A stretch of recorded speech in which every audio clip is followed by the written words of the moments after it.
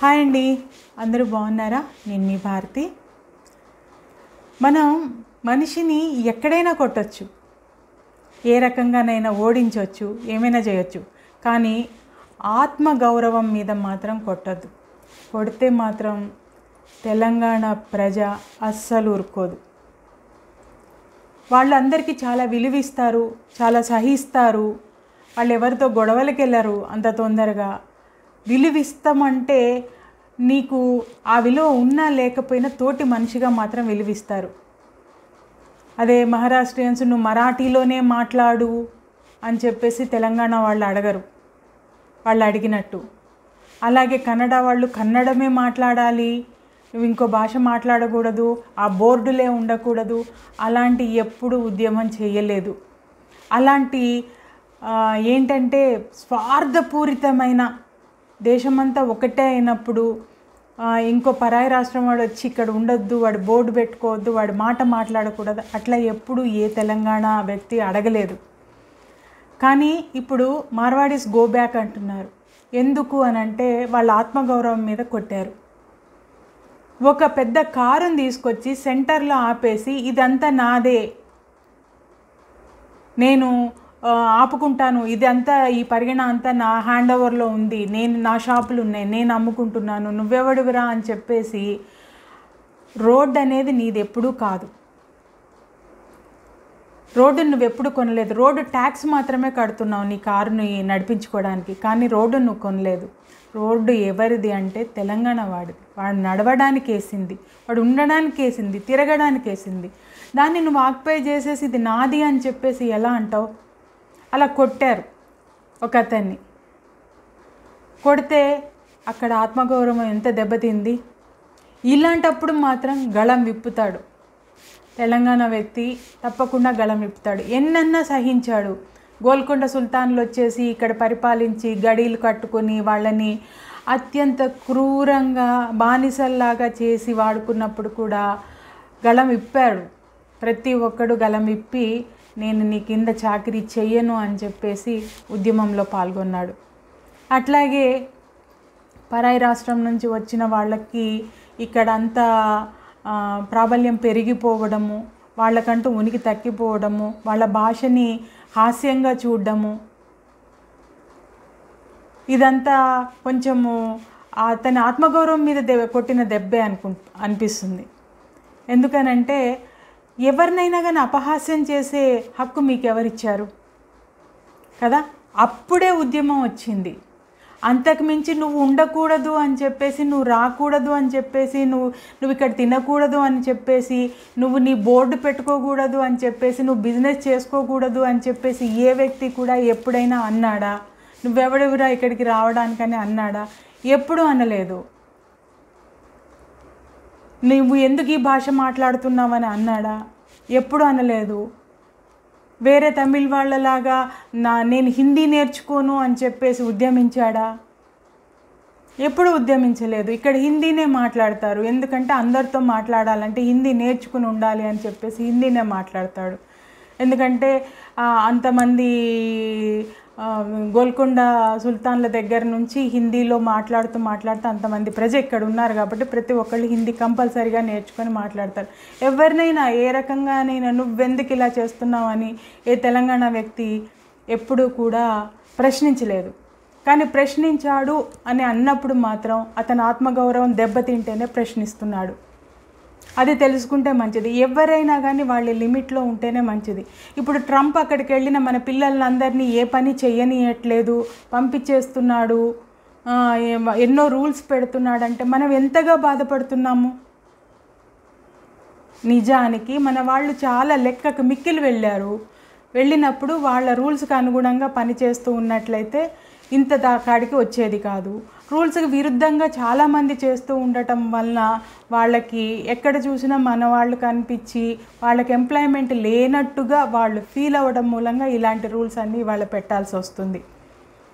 అదే రూల్స్కి అనుగుణంగానే బ్రతికినట్లయితే ఉన్నకాడికి చదువుకుని ఉన్నకాడికి ఉద్యోగం వస్తే ఉండాలి, లేకపోతే వచ్చేయాలి అని ప్రతి ఒక్కళ్ళు భావించినట్లయితే ఇంతగా ఉండేది కాదు. అందులో వాళ్ళు చేసిన తప్పు కూడా ఉంది. రానిచ్చేటప్పుడు మాత్రం అన్ని రకాలుగా రానిచ్చి ఎలాంటి యూనివర్సిటీస్ అయినా కానీ డబ్బు వస్తుంది కదా అని రానిచ్చి, ఆ తర్వాత నువ్వు మొత్తం దండుకుని ఫీజులన్నీ దండుకొని ఇప్పుడు నువ్వేం చేయడానికి లేదు వెళ్ళిపో అని అంటే సామాన్యంగా ఇతర దేశాల నుంచి వెళ్ళిన వాళ్ళు ఏం చేయలేరు కదా.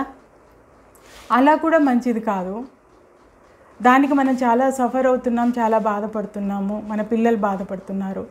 అలాగే ఇక్కడ నువ్వు బ్రతకడానికి వచ్చిన మనిషివి, బ్రతుకు. అంతేకాని ఒకళ్ళ మీద జులుం చేయడానికి నువ్వెవరు? నీ వరకే అంటే నీ వస్తువులు అమ్ముకోవడం వరకు నీ పరిధి లోపలే, ఏంటి నీ షాపు లోపలే. రోడ్డు మీద కారు పెట్టేసి ఇది నాదే, నువ్వు ఇటు రావడానికి వీల్లేదు అని చెప్పేసి ఒక స్కూటర్ వ్యక్తిని పడేసి కొట్టడం, అందరూ కలిసి దూషించడం, అది చాలా తప్పు. అలాంటప్పుడే ఇలాంటి ఉద్యమాలు పుడతాయి. అందుకని బ్రతకడానికి వచ్చినప్పుడు పక్కవాడితో కలిసిమెలిసి బ్రతకడం నేర్చుకో. అంతేగాని ఇదంతా నాదే అని చెప్పేసి గొడవలకి దిగడం. కొంతమంది ఉంటారు, మన పక్క నీళ్ళల్లో కూడా ఉంటుంటారు.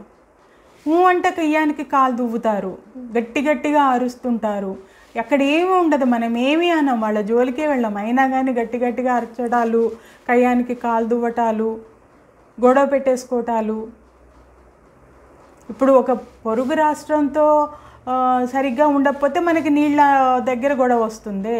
అదే పొరుగు దేశం చూడండి, ఇవాళ రోజున మనము నీళ్ళు ఇవ్వమని చెప్పేసి వాళ్ళు ఒకటే కోరుతున్నారు. ఐక్యరాజ్య సమితి దగ్గరికి వెళ్ళి అక్కడ కోర్టుకి వెళ్ళి మాకు నీళ్ళు ఇవ్వాల్సిందే అని చెప్పేసి అడుగుతున్నారు, మనం నీళ్ళు ఆపేసామని చెప్పేసి. కానీ వాళ్ళు మాత్రం రక్తం పారిస్తారంట, మనం మాత్రం నీళ్ళు ఇవ్వాలంట. మన జడ్జెస్ అక్కడ జడ్జెస్ ఏమైనా చెప్పినా కానీ మన తరపున వెళ్ళిన న్యాయవాదులందరూ మేము మాత్రం మా దగ్గర సరైన న్యాయం జరిగేంత వరకు మేము మాత్రం నీళ్ళు ఇచ్చేది లేదని తెగేసి చెప్పొచ్చారు. ఎందుకంటే అక్కడ మన ఆత్మగౌరవం దెబ్బతింటోంది. నువ్వు వస్తావు, చంపేస్తావు, రక్తం ఏరువులు పారిస్తావు, నీకు మాత్రం మేము నీళ్లు సప్లై చేస్తూ ఉండాలి, నీకు అవసరమైనప్పుడల్లా అన్ని రకాలుగా సహకరిస్తూ ఉండాలి, ఎందుకంటే పొరుగునున్నావు కాబట్టి. ఇది ఎక్కడ న్యాయం? అట్లాగే ప్రతి పనికి, ప్రతి మనిషికి, ప్రతి వ్యవస్థకి ఒక న్యాయం అంటూ ఉంటుంది. ఆ న్యాయాన్ని దాటకూడదు, ధర్మాన్ని దాటకూడదు. దాటినప్పుడు ఎదుటి వాళ్ళకి కాలింది అని అంటే మీ వినాశనమే. అప్పటిదాకా భరిస్తారు, నువ్వు ధర్మబద్ధంగా నడుచుకున్నంత వరకు నిన్ను భరిస్తారు. నువ్వు ధర్మాన్ని తప్పి అంతా నాది అన్నావు అని అంటే తప్పకుండా నీ మీద వేటు పడుతుంది. ఇప్పుడు అదే జరుగుతుంది. ఇది ఎక్కువగా ప్రబలకుండా ఉండాలి అని అంటే మాత్రం మార్వాడి సంఘం వాళ్ళు సరైన నిర్ణయాలు తీసుకోవాలి, జరిగిన దానికి క్షమాపణ చెప్పడం అనేది చెయ్యాలి. అంతే, మేమేంటి మాకేంటి అని చెప్పేసి బీరాలు పోతే ఇది మాత్రం చాలా దూరం వెళ్తుంది. ప్రతి ఒక్కడూ కూడా ఉద్యమించినట్లయితే ఒక వ్యవస్థ తోక ముడుచుకోక తప్పదు. కాబట్టి నువ్వు వచ్చినప్పుడు, బతకడానికి వచ్చినప్పుడు నువ్వు స్థానికులతో స్నేహంగా ఉండడం నువ్వు చేయాల్సిన విషయం. స్నేహంగా వాళ్ళు కొంటేనే కదా నీ బిజినెస్ అవుతుంది. లేకపోతే నీకు ఇంతింత బిల్డింగ్స్, ఇంతింత అవి ఎక్కడి నుంచి వస్తున్నాయి? వీళ్ళతో బిజినెస్ చేస్తేనే కదా, వీళ్ళు శ్రమించి నీ దగ్గరకు వచ్చి నీకు తెలివితేటలు ఉన్నాయి, నువ్వు చేస్తున్నావు, దాన్ని వీళ్ళు కొంటున్నారు, నీ బిజినెస్ పెంచుతున్నారు, నువ్వు సుఖంగా బ్రతికేలాగా నువ్వు ఆర్జన చేసి పెద్ద మిలియనీర్ అయ్యేలాగా వీళ్ళే కదా చేస్తున్నారు. అలాంటప్పుడు వీళ్ళని నువ్వు ఎలా చూసుకోవాలి? నీ స్వంత మనుషుల కన్నా ఎక్కువగా చూసుకొని విలువ ఇవ్వాలి. అప్పుడే నీకు ఇక్కడ నీడ్ ఉంటుంది కదా. ఎక్కడికి వెళ్ళినా, మన వాళ్ళు ఇంకో దేశం వెళ్ళినా, ఇంకో దేశం వాళ్ళు మన దగ్గరికి వచ్చినా, ఎక్కడైనా ధర్మబద్ధంగా, నీతిబద్ధంగా నడుచుకున్నట్లయితేనే, వాళ్ళతో సఖ్యతగా ఉన్నట్లయితేనే, వాళ్ళకు కొంచెం విలువ ఇచ్చినప్పుడే మనకు అక్కడ వాళ్ళతో సఖ్యత అనేది ఉంటుంది. అక్కడ ఉండగలుగుతాం, మనగలుగుతాము, కాస్త మన తిండి మనం తినగలుగుతాము, సంపాదించుకోగలుగుతాం. నేను ఇదే చెప్పాలనుకుంటున్నాను. మన దేశం చాలా అన్ని రకాలు, అన్ని కులాలు, అన్ని మతాలు, అన్ని రాష్ట్రాలు, జాతులు ఎన్నో కలిసి ఉన్నాయి. కలిసి ఉన్నా కానీ ఒకళ్ళకొకళ్ళు సహకరించుకోవడం ద్వారానే ఇంత మనగలుగుతోంది, ఇంత ఆర్థికంగా ఎదగగలిగాము. అదే కొందరు ఆ రోజున మేమంతా ముస్లిం వేరు అని చెప్పేసి ఒక పాకిస్తాన్ని ఏర్పరచుకుని పోయారు. అప్పటి నుంచి ఇప్పటికి వాళ్ళేమంతా ఎదగగలిగారు? విడగొట్టుకొని పోయారు. అది కూడా ఈ దేశంలో కలిసి ఉన్నట్లయితే ఇంకా ఎంత ప్రగతి సాధించేది. మనం ఇప్పుడు చైనాకి ధీటుగా ఉండేవాళ్ళం. మన ముక్కని తీసుకొని వెళ్ళిపోయారు. తీసుకొని వెళ్ళిపోవడం ద్వారా వాళ్ళు ఎదగలేరు, మనకి తెల్లారు లేచినప్పటి నుంచి వాళ్ళతో తలకాయ నొప్పి. ఏం సాధించారు? ఎంతమంది ముస్లిమ్స్ ఇక్కడ హ్యాపీగా బ్రతకట్లేదు? ఎందుకు మాకు వేరే కావాలని తీసుకొని వెళ్ళిపోయారు? అలా ఎప్పుడైనా కానీ మేము మాది మేము గొప్ప అని చెప్పేసి ఎప్పుడైతే సమూహం నుంచి విడిపోవాలని చూస్తారో అప్పుడు మాత్రమే వాళ్ళ పతనం స్టార్ట్ అవుతుంది అని అర్థం. అంత సుఖంగా ఏమీ బ్రతకలేరు.